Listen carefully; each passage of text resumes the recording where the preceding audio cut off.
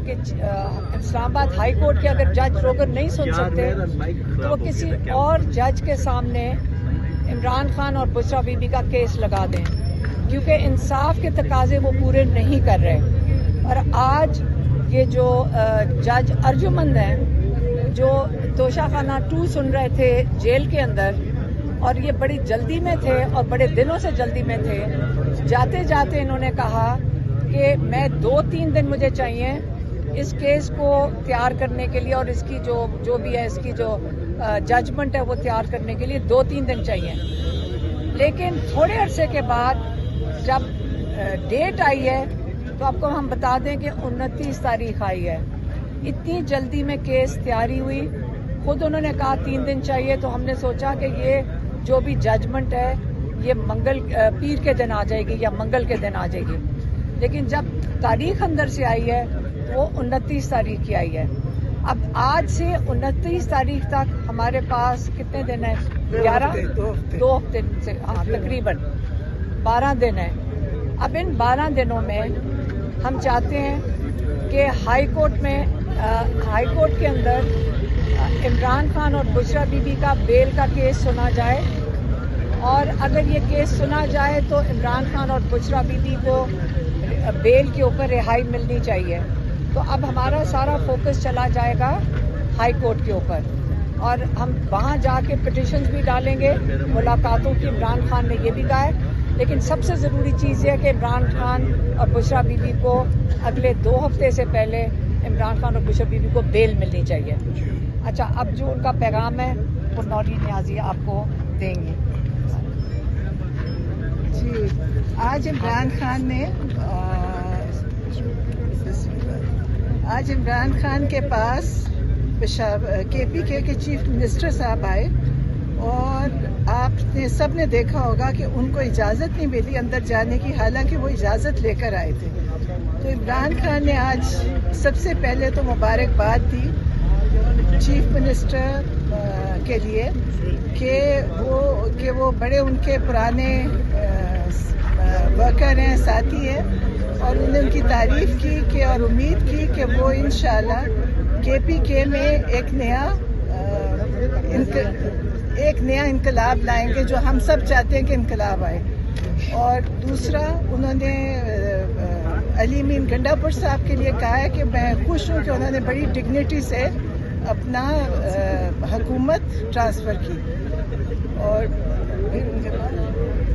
अच्छा, दूसरी फिर उन्होंने उसके ऊपर कहा कि वो जो ये जुडिशल कमीशन की कल उन्होंने कहा था कि भले जो बहुत ज़रूरी है, सारे जो 9 मई 26 नवंबर कश्मीर का जो कत्लेआम हुआ है और मुरीदके का, उन्होंने कहा इसका जुडिशल कमीशन फौरन बनना चाहिए कि इतने जुल्म हुए, और आप सबको पता होगा कि कितने लोग बेगुनाह इसमें मारे गए हैं।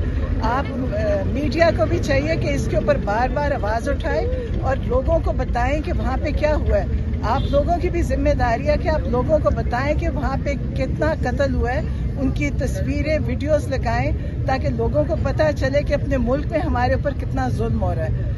और इसके लिए जुडिशल कमीशन बहुत ज़रूरी है। और अगर 9 मई में ये बना देते, जो कि इमरान खान शुरू से कह रहे हैं कि 9 मई के ऊपर जुडिशल कमीशन बने और उसकी CCTV फुटेज रिलीज होए, उन्होंने आज तक वो नहीं किया। और एक तो 9 मई में कितने कत्ल हुए वो सब जानते हैं आप, और उसका आज तक लोगों को इंसाफ नहीं मिला, और लोग अभी तक उसकी सजाएं और जेलें काट रहे हैं कि 10-10 साल की सजाएं दे के, और बगैर किसी तहकीक के लोगों को जेलों में डाला हुआ। और फिर उसके बाद 26 नवंबर किया, आज तक किसी ने, आप लोगों ने भी उसके ऊपर बहुत ज़्यादा बात नहीं की, हालांकि आप इतने शौक से आते हैं, लेकिन उसका ज़रूर आप उस पर बात उठाएं कि 26 नवंबर में जो हुआ और कश्मीर का अभी हुआ है, और अब जो मुरीदके का हुआ। तो इसके लिए इमरान खान ने डिमांड किया जुडिशल कमीशन। और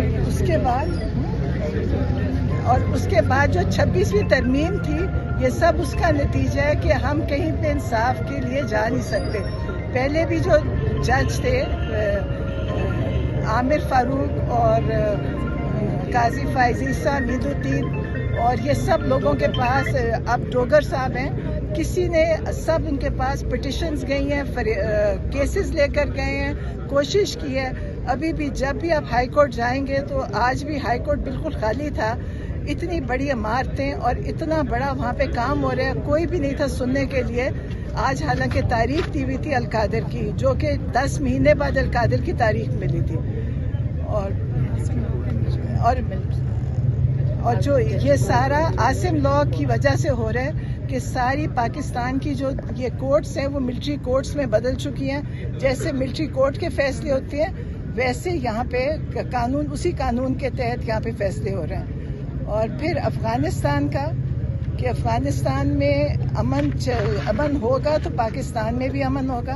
उन्होंने, आपको पता है, कल भी एक कहा था कि मैं इसके बीच में पैरोल पे निकल के मैं इनके अंदर फैसला करवाने की कोशिश कर सकता हूँ, क्योंकि मिलिट्री इस्टेब्लिशमेंट, मिलिट्री कोर, जो ये मार्शल और डिक्टेटर्स होते हैं, वो कभी भी बंदूक के साथ फैसले करा सकते हैं, लेकिन अमन इस तरह नहीं करा सकते, क्योंकि मिलिट्री, आपने देखा ही होगा पिछले सब डिक्टेटर्स के दौर में क्या हुआ। और याह्या खान की तो सब ने कहा, हिस्ट्री में हमने पढ़ा हुआ है। और अब ये उन्होंने कहा कि जो डेमोक्रेसी होती है, डेमोक्रेटिक गवर्नमेंट होती है, वही पॉलिटिकल सोल्यूशन ला सकती है इस जंग। और ये जो जंग हो रही है उधर, उसका हल सिर्फ पॉलिटिकल सोल्यूशन से है। और जिन्होंने हमारा मैंडेट चोरी किया है वो कभी भी इस पे फैसले नहीं करा सकेंगे, क्योंकि उनके पास वो मैंडेट था ही नहीं। तो इसलिए उन्होंने कहा है कि इसके ऊपर बहुत ज़रूरी है हम पॉलिटिकल फैसला करवाएं, पॉलिटिकल सोल्यूशन कराएं। और उन्होंने अपने पैरोल पे कहा है कि मुझे आप निकालें, मैं इसके साथ अफगानिस्तान वो लोगों के साथ मिल के इसके ऊपर फैसला, अमन का करा सकते हैं। वरना दोनों तरफ हमारे मुसलमान भाई शहीद हो रहे हैं, हम सब देख रहे हैं। तो इसके लिए उन्होंने ये अपना तजवीज़ दिया उन्होंने। और बाकी अब उनकी 29 तारीख तक डेट, और जो जुमे के बाद जो वो है प्रोटेस्ट, उसके लिए उन्होंने कहा है कि सब निकलें KPK में, और जुमे की नमाज के बाद जाके वहाँ पे सब ने जुडिशल कमीशन की डिमांड करनी और एहतजाज करना है। और अब अगर जुडिशल कमीशन ना बना तो जो अगला हादसा होगा वो इससे भी बड़ा हो जाएगा, क्योंकि पहले से बढ़ता जा रहा है, जो भी जुल्म हो रहा है वो पहले से बढ़ रहा है। तो इसकी जुडिशल कमीशन बनना चाहिए। इमरान खान हमेशा फैसला कहते हैं डेमोक्रेसी की तरह होए, कोर्ट्स करें। उन्होंने कभी ये नहीं कहा कि किसी जगह हम एहतजाज से फैसला करवाएं, वो कहते हैं खुद कोर्ट्स में फैसला हो। तो उम्मीद है कि हमारी कोर्ट्स अब इस दफ़ा कोई हकीकी आज़ादी का तरह, जो इमरान खान की हकीकी आज़ादी है उसकी तरफ फैसला करेंगे। और हमने सबने हकीकी आज़ादी की तरफ अब जाना है। नए वज़ीर आला के लिए खान साहब ने कोई सजेशन दी है कि किस को काबीना में रखा जाए? एक नाम तो बताया था मुद्दम्मिल असलम साहब का। नहीं, हमें नहीं पता, ये तो सिर्फ जो पैगाम है वो बता रहे हैं। सिर्फ पैगाम है आज का। भारत से मिलकर अफगानिस्तान जो कार्रवाई कर रहा है उस हवाले से वो खान साहब ने सिर्फ